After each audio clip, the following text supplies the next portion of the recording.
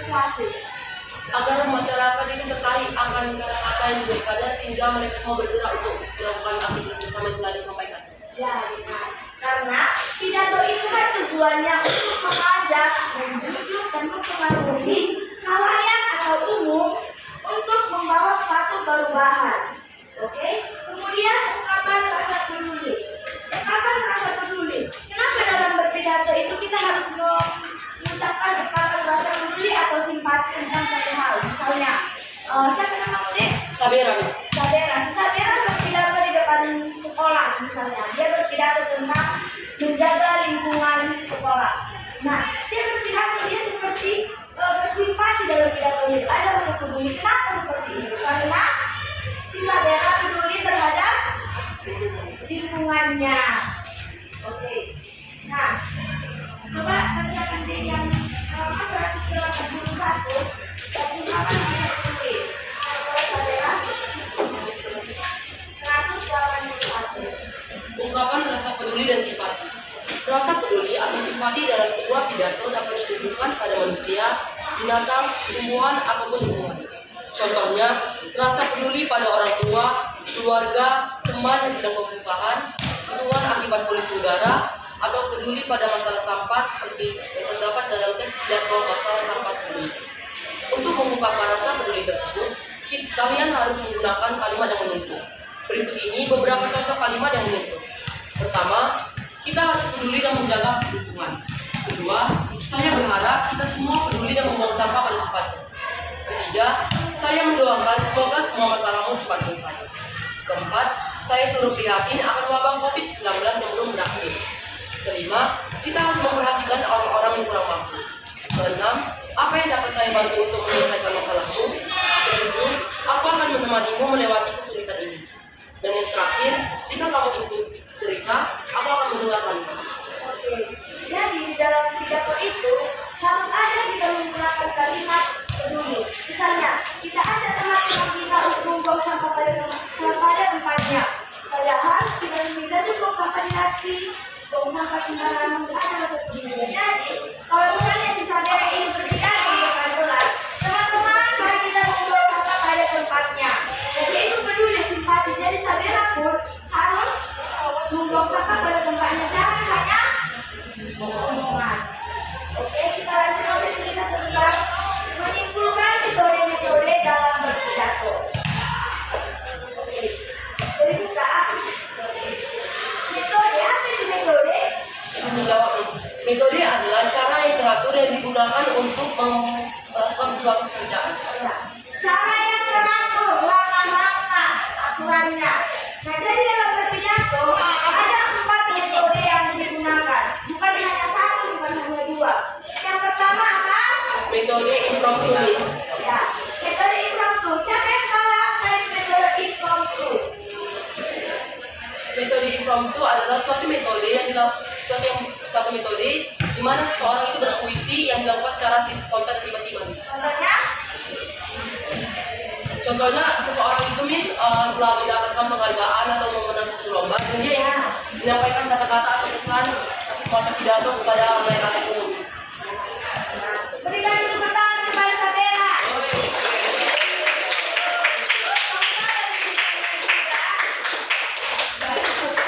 Contoh yang bisa kalian coba pada saat guru-guru berceramah di lapangan sebelum kalian masuk ke kelas. Pernah kan? Biasakan guru berceramah, hei kalian jangan terlambat, buang sampah di tempatnya, jangan ribut di kelas. Itulah contoh pidato ceramah yang dilakukan secara spontan. Yang kedua manuspek. Siapa yang tahu manuspek? Kalian bisa direkan. Aduh, siapa namanya? Aku nggak tahu. Siapa namanya? Enak. Manuspek. Nggak tahu. Ada bukumu.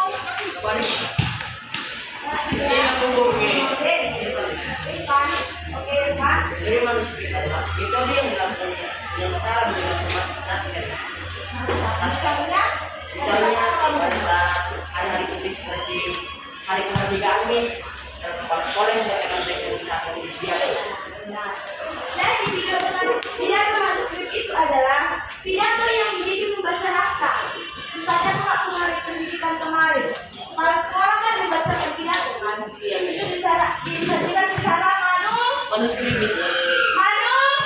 Yang di belakang kok diam?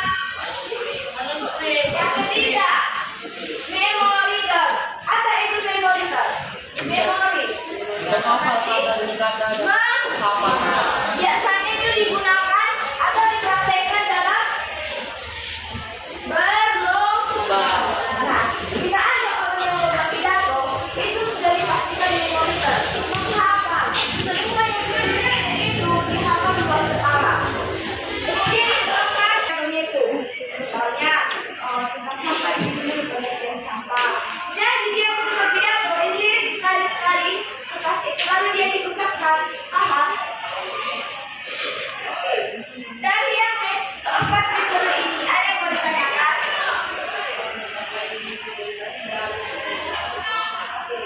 Kemudian istilah-istilah dalam pidato. Orator. Orator itu adalah sebutan untuk orang yang pandai berpidato atau misalnya itu dari sederhananya dia itu dikenal orang masyarakat misalnya sebagai kemudian ngomong. Kenapa dia disebut sebagai orator? Karena pidatonya itu bersejarah penting untuk seluruh negara. Jadi semua kalau selesai berpidato bisa disebut orator enggak? Menurut kalian? Tidak, karena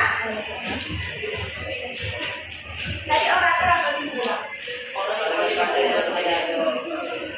Jadi kalau misalnya si Sabera berpidato, bisa dia disebut orator? Enggak, Kenapa? karena nggak semua orang Karena bisa rasanya Karena bagaimanapun kita orang baru tampil publik, kalian yang memiliki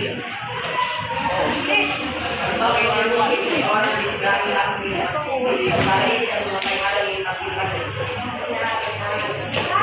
orator itu hanya untuk sembilan orang yang dikenal, tokoh-tokoh penting. Jadi biasanya kalian pidato, kalian itu sebagai orator, pembicara, bukan orator. Oke? Kemudian pendengar atau peserta. Sinonim dari pendengar atau peserta adalah Audiens. audiens. Lalu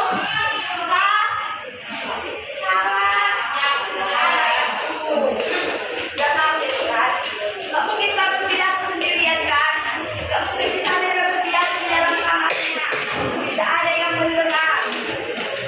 Kemudian retorika. Retorika adalah ilmu tentang pidato atau seni bicara. Ini kayak mana?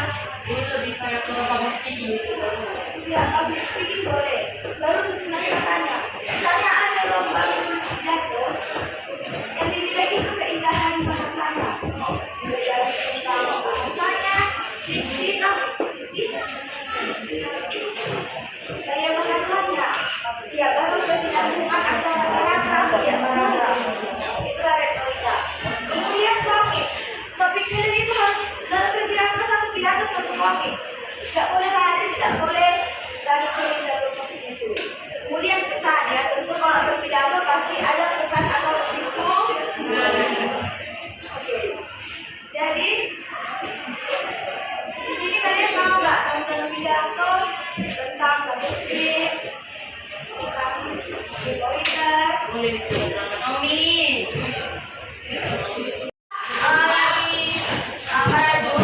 Lagi ulangan suaranya. Kalian harus perhatikan ini jenis pidato apa, caranya kayak mana. Ini kan pidato manuskrip. Diperhatikan di manuskrip ini dia rumus ke naskah kan? Atau sesekali mereka audiens kan? Diperhatikan nanti kalian praktekkan semua.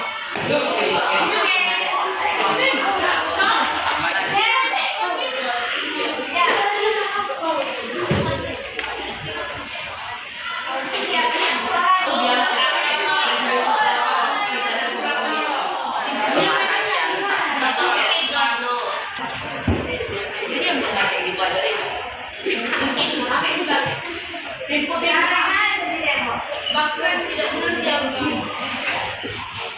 Kalau saya lihat konteks itu, atau ditengoknya audiensnya, Bagian melihat saya sebagai audiens. nanti kalian praktekkan. Udah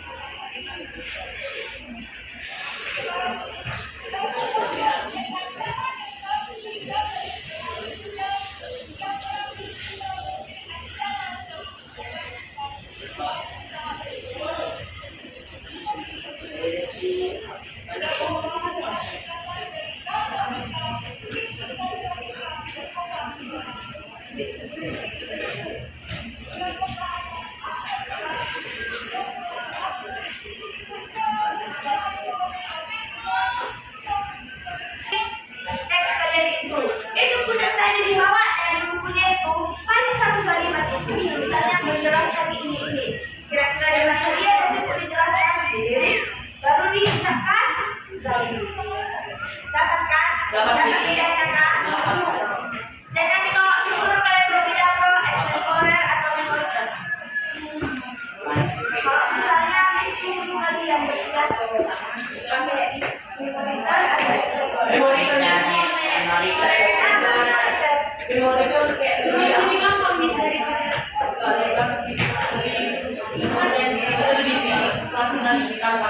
Nah, kalau ekstemporer gimana? Ekstemporer kan istilahnya kita kalau kali itu udah lebih dewasa.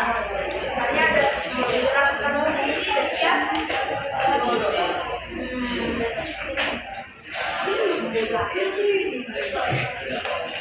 Udah kan? Udah dapat kan idenya?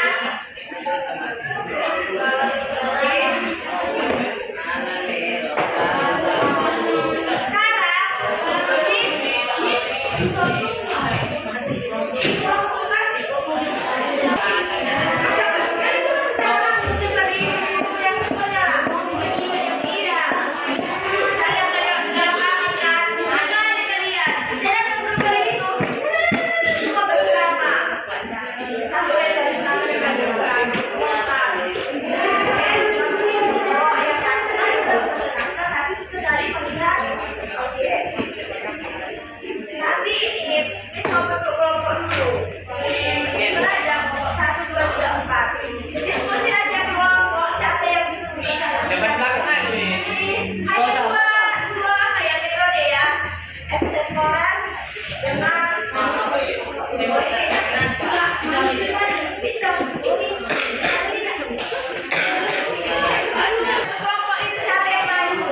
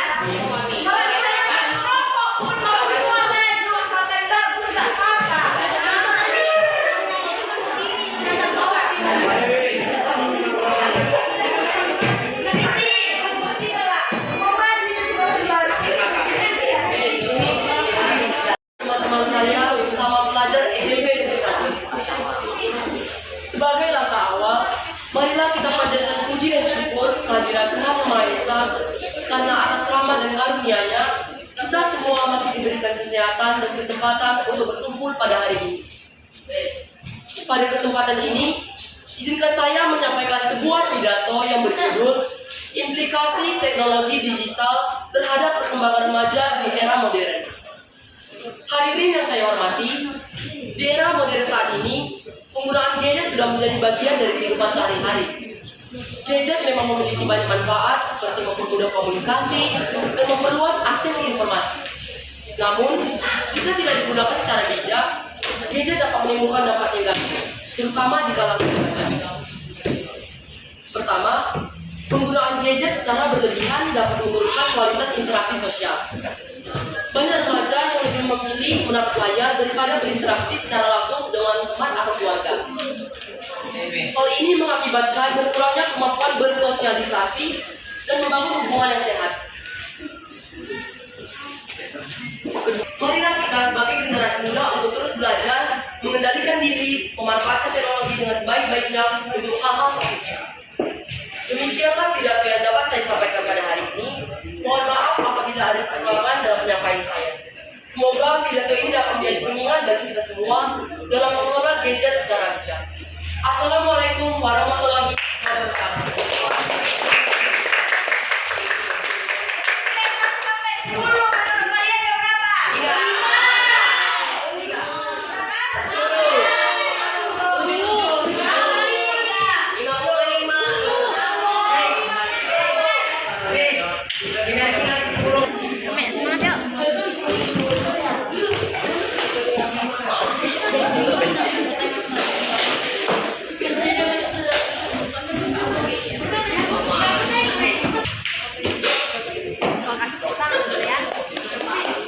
Assalamualaikum warahmatullahi wabarakatuh. Waalaikumsalam warahmatullahi wabarakatuh. Selamat pagi dan salam sejahtera bagi kita semua.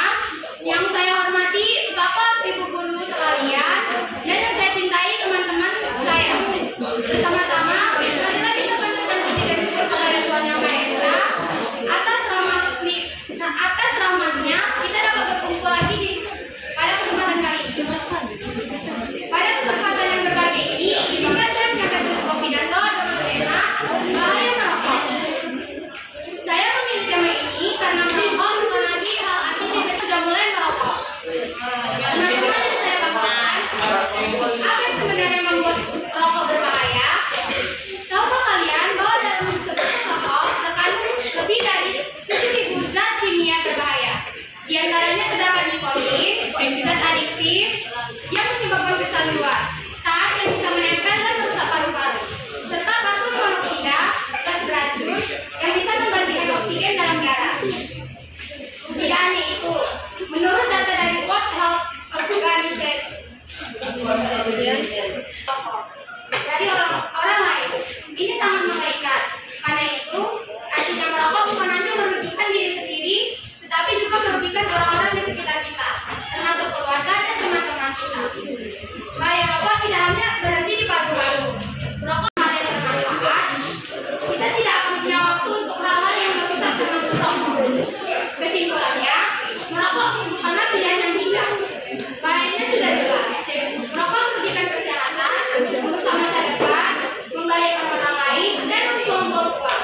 Mari kita mulai dari diri sendiri untuk berkata tidak pada rokok dan menjaga lingkungan sekolah dan rumah kita tetap bersih dan bebas asap rokok. Demikianlah pidato yang bisa saya sampaikan. Semoga apa yang saya sampaikan hari ini dapat memotivasi dan memotivasi bagi kita semua. Maka jika ada salah kata, terima kasih atas perhatian Bapak Ibu teman-teman sekalian. Wassalamualaikum warahmatullahi wabarakatuh.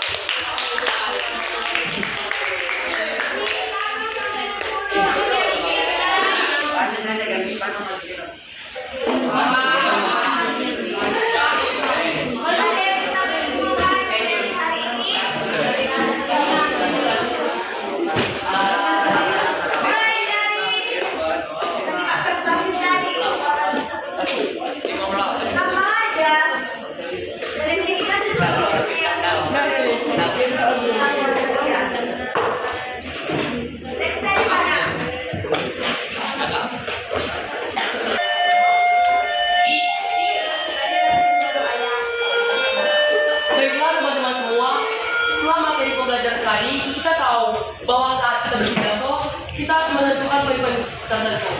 Poin yang pertama adalah kalimat persuasif. Apa sih kalimat persuasif itu? Kalimat persuasif adalah kalimat yang digunakan untuk membujuk atau mempengaruhi orang lain untuk melakukan tujuan yang telah kita sampaikan. Itu penting karena dapat mempengaruhi masyarakat atau orang umum. Yang kedua, ungkapan rasa peduli. Apa sih pentingnya ungkapan rasa peduli itu? Pentingnya saat si narator itu memberikan ungkapannya itu, jadi masyarakat itu menjadi lebih terharu gitu, sehingga ingin melakukan kegiatan yang telah disampaikan. Tidak hanya sampai di situ, kita juga tadi telah mempelajari metode-metode dalam menyampaikan pidato. Metode pertama adalah metode impromptu. Metode impromptu adalah metode yang metode saat berpidato secara spontan dan tiba-tiba. Metode yang kedua adalah metode manuskrip. Pidato yang dilakukan dengan menggunakan naskah. Namun pidato ini juga dapat dilakukan dengan melihat audiens yang ada di hadapan kita. Yang ketiga, pidato memoriter. Jenis pidato ini menghafal kata demi kata dan kalimat demi kalimat. Dan yang keempat adalah pidato extemporer. Pidato ini mirip dengan pidato memoriter, tetapi pidato ini juga menyiapkan garis-garis besar topik yang akan disampaikan dengan halayak umum lainnya. Baiklah teman-teman semua, mungkin hal itu yang dapat saya sampaikan dari kesimpulan pembelajaran kita selama ini. Saya ucapkan terima kasih.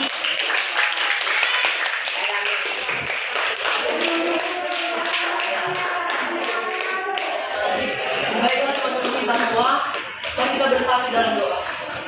Puji dan syukur kami kepada Tuhan atas kasih karunia yang sudah memberikan kami kepada semua ini. Ya Tuhan, pada siang hari ini kami telah selesai melakukan pembelajaran kami. Kiranya